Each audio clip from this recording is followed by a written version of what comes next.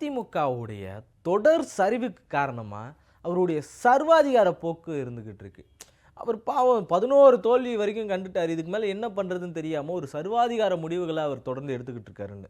ஆனால் இதுக்கு முன்னாடியே அவர் சர்வாதிகார போக்கை கடைபிடிச்சதுனால தான் தொடர்ந்து தோல்வியில் இருக்குது அப்படின்னு சொல்லிட்டு சில அரசியல் விமர்சகர்களும் பேசிக்கிட்டு இருக்காங்க.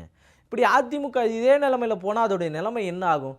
இதில் வேறு ஆப்ரேஷன் எல்லுன்னு ஒன்று போட்டு அதனால் இன்னொரு 10 பேர் வேற போக போகிறாங்களாம்.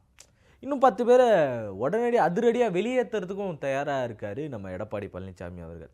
தொடர்ந்து அதிமுகக்குள்ளே என்னதான் நடக்குது முழுசாக பார்த்துருவோமா?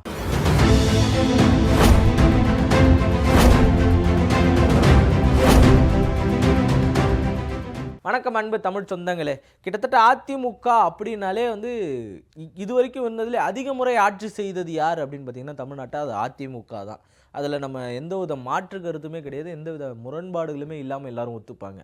ஏன் அப்படின்னா எம்ஜிஆர் இருந்தப்போ தொடர்ந்து 3 வாட்டி இருந்தது, அந்த அளவுக்கு பாதுகாத்த கட்சியாக இருந்தது. அதுக்கப்புறம் பார்த்தீங்கன்னா ஜெயலலிதா அம்மா தொடர்ந்து 2 முறை ஆட்சி அமைச்சிருந்தாங்க, 2 வாட்டி 2 முறை ஆட்சி அமைச்சிருந்தாங்க. அந்த மாதிரியான ஒரு பெரும் கட்டமைப்பில் அவங்க வச்சுருந்தாங்க. இப்படியான பெரும் கட்டமைப்புகளை சுக்குநூறாக்கி இருக்கிறது யார் அப்படின்னு பார்த்தீங்கன்னா, ஒரு பக்கம் நம்ம உண்மையாக சொல்லியே ஆகணும், கண்டிப்பாக எடப்பாடி அவர்களுடைய தலைமைக்கு பிறகு தான்.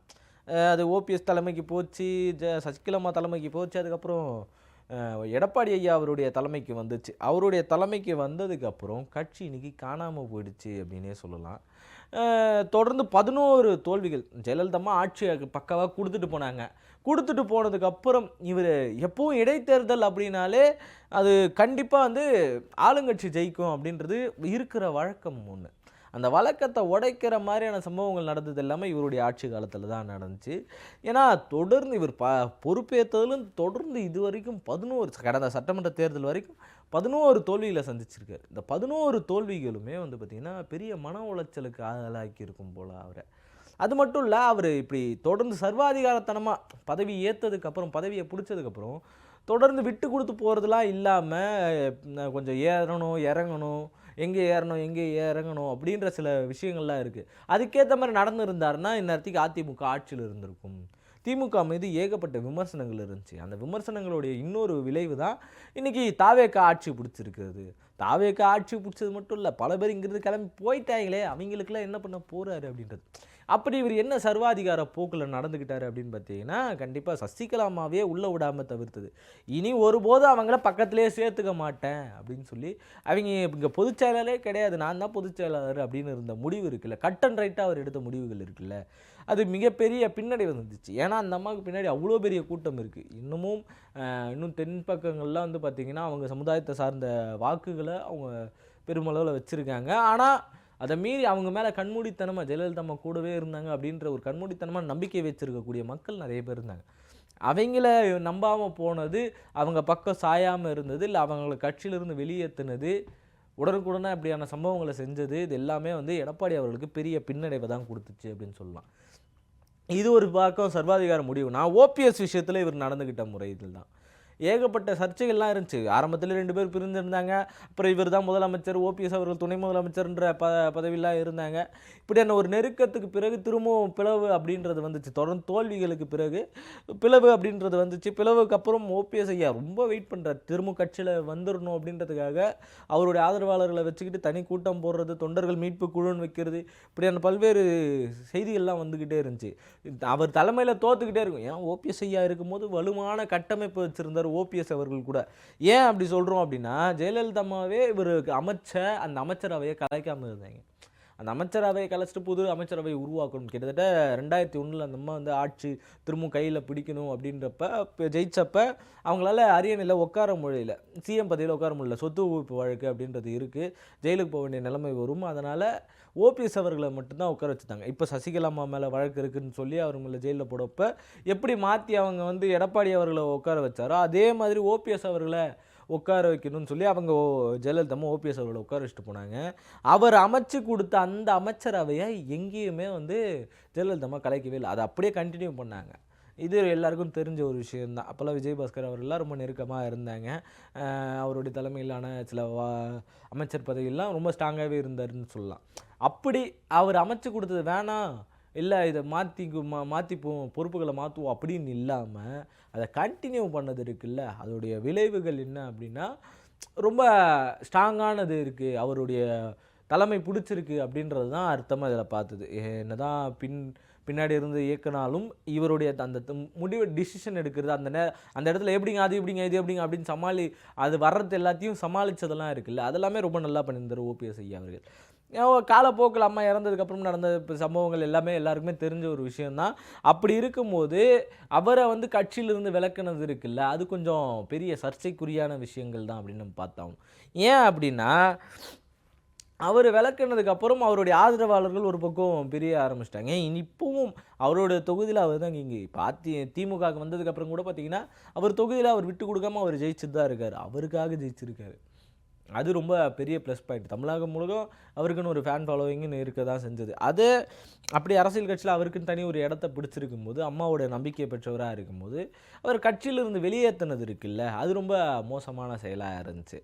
சரி, அவர் திரும்பவும் வரணும் தொண்டர்கள் மீட்புக்குள்ளே வச்சு அதனாலே இப்போ அந்த தலைமையை விரும்பினவங்க நிறைய பேர் இருக்காங்க. ஏன் அப்படின்னா இவருடைய தலைமை சரியில்லை அப்படின்றதா ரொம்ப முக்கியமான பாயிண்ட்டு. ஏன்னா தொடர் தோல்விகள், இப்படி தோல்வியெல்லாம் இருக்கும்போது அவர் திரும்பவும் மாற்றிடலாம், இல்லை செங்கோட்டையனை கொண்டு வந்துடலாம் இப்படின்னு பல பேர் நினைக்கும் போது, இல்லை சசிகலாமா உள்ளே இணைக்கணும், டிடிவி தினகரன் உள்ளே வரணும் போது, குறிப்பாக ஓபிஎஸ் அவர்களும் டிடிவி தினகரனும் உள்ளே வரணும் அப்படின்னு இருக்கும்போது அதெல்லாம் முடியாது அப்படின்னு கராராக இருந்துட்டார், ரொம்ப ஸ்ட்ராங்காக இருந்துட்டார்.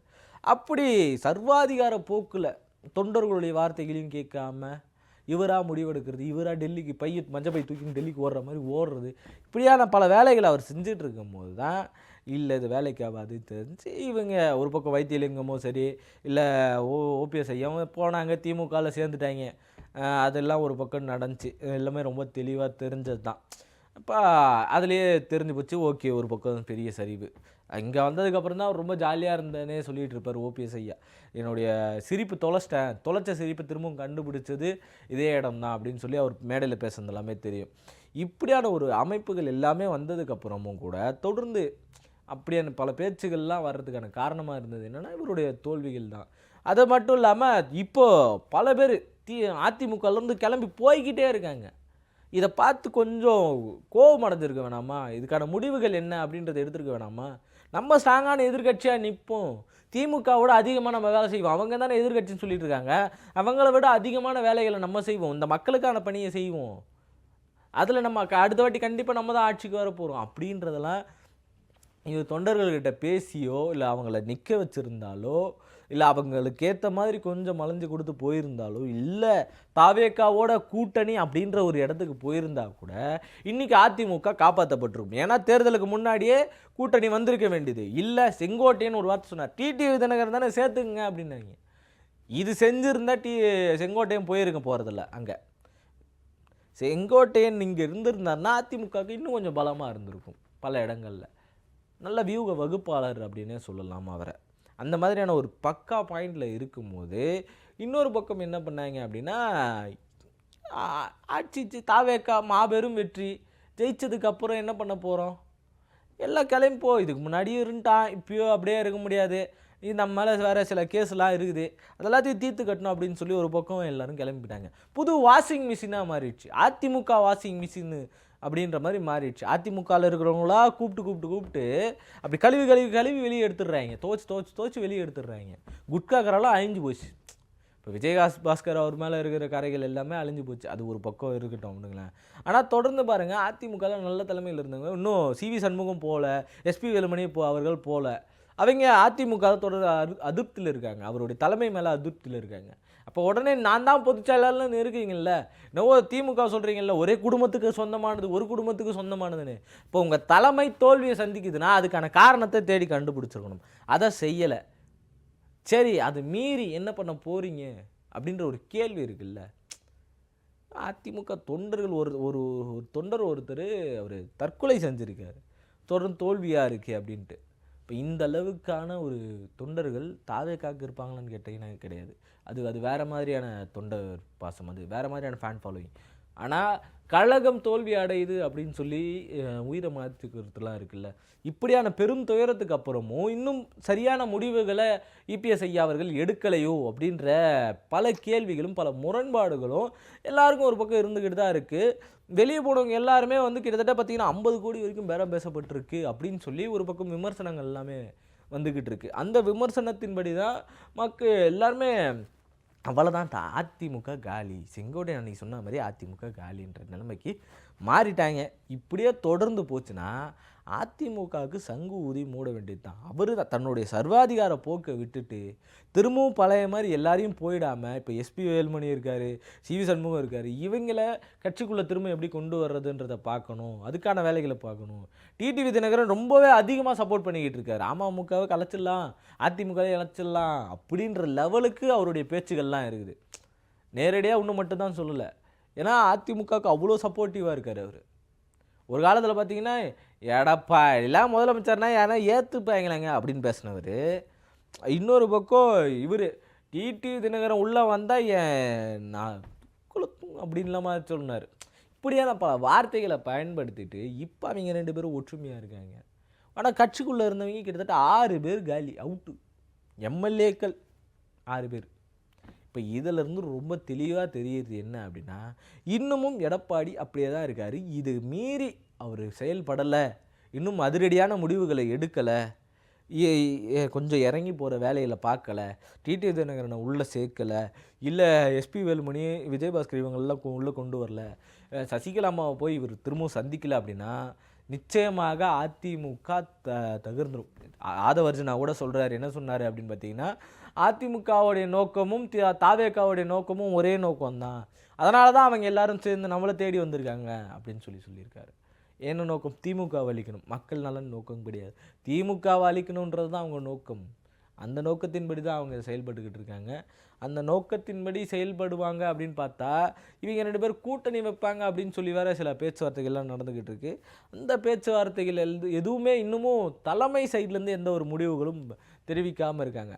கூட்டணி வச்சிருவாங்களோ, வச்சா என்ன தப்பு, ஏன் அண்ணாவோட தொண்டர்கள் கை கொடுக்கக்கூடாதுன்னு தமிமுன் அன்சாரி வேறு சொல்லிகிட்டு இருக்காரு.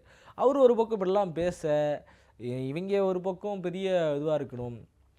சொந்த வீட்டிலேருந்தே எல்லாரும் பார்த்தீங்கன்னா தாவேக்காவுக்கு ஓட்டு போட்டிருக்காங்க, அது கண்டுபிடிக்காமல் இருக்கீங்க, இதுதான் மிகப்பெரிய தோல்வி, அதிமுகவுக்கு மிகப்பெரிய காரணம் அப்படின்னு சொல்லி அவர் ஒரு பக்கம், திண்டுக்கல் சீனிவாசன் ஒரு பக்கம் பயங்கரமாக விமர்சிச்சுட்ருக்காரு. சொந்த வீட்டில் இருக்கவங்க போகிறவங்களே பார்க்க முடியல, அப்புறம் எதுக்கு நம்மளாம் மீசை அப்படின்னு சொல்லிட்டு இருக்காரு. அப்புறம் என்ன அர்த்தத்தில் சொன்னாரோ, என்ன கட்சி நடத்துறீங்க அப்படின்றத மீன் பண்ணுறதுக்காக சொல்லியிருப்பாரு. ஏன்னா மீசனை வேறு ஆம்பளைங்க அப்படின்ற அந்த திமிரை தாண்டி எதுக்கு நீங்கள்லாம் தலைமையில் இருக்கீங்க அப்படின்ற ஒரு அதிகார தோரணையில் அந்த அதிகாரத்தை விட்டு போங்க அப்படின்ற மாதிரி அவர் ஒரு பக்கம் வெகு விமர்சையாக பேசுகிறாங்க.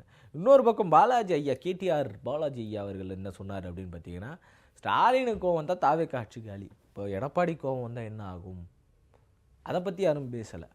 அதிமுகவில் இருந்துக்கிட்டே திமுகவை புகழ்ந்து பேசுகிறாங்க.